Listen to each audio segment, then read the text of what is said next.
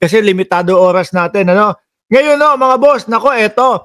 Kung matandaan nyo na ibalita, no, sa mga estasyon ho, yung laptop na magkano daw? 301,000 pesos kada isa daw ho. Pero ang bawi po ng OBP dyan, hindi naman daw ho laptop pala yun. Nagkamali lang at dinonate lang daw po na photocopier yun, mga bossing. Kaso ito, mukhang hindi pa din ho sila lulusot.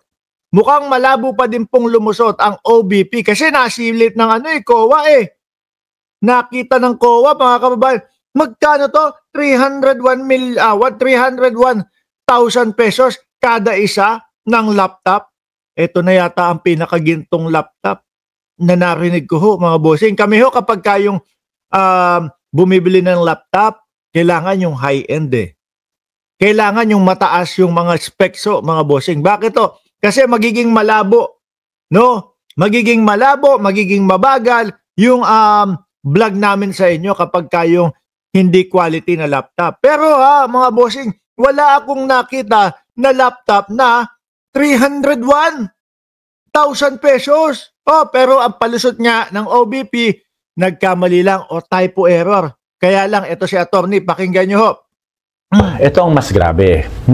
Mga boss, ito po syempre, humihiram tayo ng video kay attorney para mas maliwanagan natin. Kung gusto nyo po yung mga ganitong paliwanagan, no, straight to the point at talagang in layman's term, pagka nadaan po sa Facebook nyo si attorney Carlo Ibanez, paki-like, paki-subscribe, and paki-support po yung kanyang Facebook page, mga bossing. Naka 100,000 na po yan ng followers dahil nga po magaling magpaliwanag. Okay, banat, attorney! Ng OVP, may nakareport na laptops worth 3.9 million. Wow, grabe, no? Pero ito ang mas grabe. Nung na-question sila about the laptops, biglang sabi ng OVP, nagkamali lang daw ng report. Yung 3.9M na laptop sa COA report, hindi daw naman talaga laptop yon. Photocopiers daw yon. At biruin mo. Naisulat na nila doon, nailagay na nila doon 3.9 million laptop. Tapos nung nakita, nasilip, nalaman ng COA, biglang, saglit lang, nagkamali lang po kami diyan. Typo error lang po yan.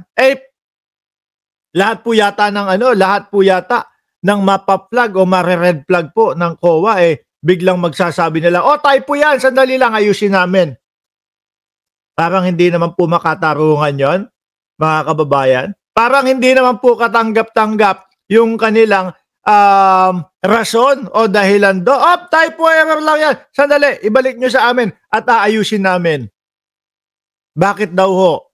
May paliwanag dyan si Attorney Carlo Ibanez, mga boss.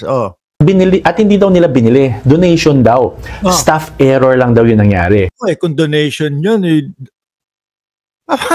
parang lalong gumulo. Nung sinabi nilang donation, di dapat hindi na nasulat dyan at wala nang pangalan dyan. Alin? At saan napunta? O saan kinuha yung 3.9 million pesos na presyo doon? Para saan talaga yun? Di ba? Magkaroon ka ng mga ganyang figures, magkaroon ka ng mga ganyang numero, sandali. Ibig sabihin, may pinagkagastosan dyan yan. Pero kung donasyon, wala kang mailalagay ni isang numero dyan. Kung meron ka mailagay na ni isang numero dyan, zero. Dahil donasyon ho, mga bossing, napakadami at napakahaba po ng 3.9 million, di ba, Chi? At Jesus Beltran, sabi ni Sir Eseng Mariano, ang daming katarantaduhan sa kukote itong si Sayad. Hindi ko kayo masisisi sa mga ganyang mga ikukomento ninyo. Pero talaga namang kalokohan naman Di ba? Talaga, sabi ni Mike Pilapil, ay sayang, di ko inabot yung... Sus! Kunyari pa kayo. Tayo hindi na tayo nag-replay, mga bossing. No? Lahat to live na. Isipin mo na lang, Sir Mike Pilapil, na i-shoutout kita sa replay. Game. Ma'am Betty Banikid, shoutout po. Ay, naku, bumalik. Okay, tuloy. At hindi daw nila binili. Donation daw. Staff error lang daw yung nangyari. Nagkamali lang daw mag-encode yung tao nila. Ay ko, nagkamali mag-encode. Hindi daw pwede, sabi ni attorney. Kahit ni katiting na pagkakamali, hindi daw pwede at hindi daw uubra. Bakit po, attorney? Ganun ba yun? Okay, sa COA rules, kapag nagkamali ang pag-report ng government assets, especially worth millions, hindi pwedeng typo lang yan. Immediately, red flag yan for malversation, falsification of public documents, graft and corruption, inefficiency, and neglect of duty. Dami nun, 4 Graft and corruption. Ang pinakamatindi. Negligence of duty. Kasi isipin Malversation. Isipin, bakit po, attorney? mo, kung hindi ito napansin at hindi na question, lalabas sa COA report na gumastos ang office ng 3.9 million for Correct. Yun yung sinasabi natin dyan eh. Wala na yan. Kumbaga, diretso na po yan. Sa National Book ho, mga bossing, wala na. Hindi naman, live ba? Shiro Kansaki. Pati ba naman si Shiro Kansaki? Live ba to? Raulo. Oh, ikaw talaga, laptops na wala namang ganung daw binili. It becomes part of the national audit books. It becomes part of the official government. Yun. Magiging parte na ho, mga kababayan. Susulat, lalagda, na po, babakat na po yan sa kasaysayan natin. Tapos, mali lang. Pero diskumpiyado ho talaga ako dun, mga boss. Bakit to? Biruin mo, no? 3.9, ano yan eh? 3,914,000. Something like that, plus. Ang daming numero nun. Sa pagkakamali lang. Tapos, biglang ang hirit donasyon lang daw ho. Saan mo kinuha yung numero na yun? Ilang numero yan? Di ba? Ilang numero yan? 7? Tama, 7 numero yan. 3. Yung 3 million pang-7 numero. Tapos yung sumunod 100,000. Grabe records. Congress will rely on it during the budget hearings, no? Kaya pag donated ng items, merong strict COA process yan. May deed of donation, may entry. Kaya kung tama ang naging proseso, it is impossible na maging laptops worth 3.9 million ang donated photocopiers. Malamang ho ito, mga boss chief amo, sir. Malamang ho ito, madadagdag po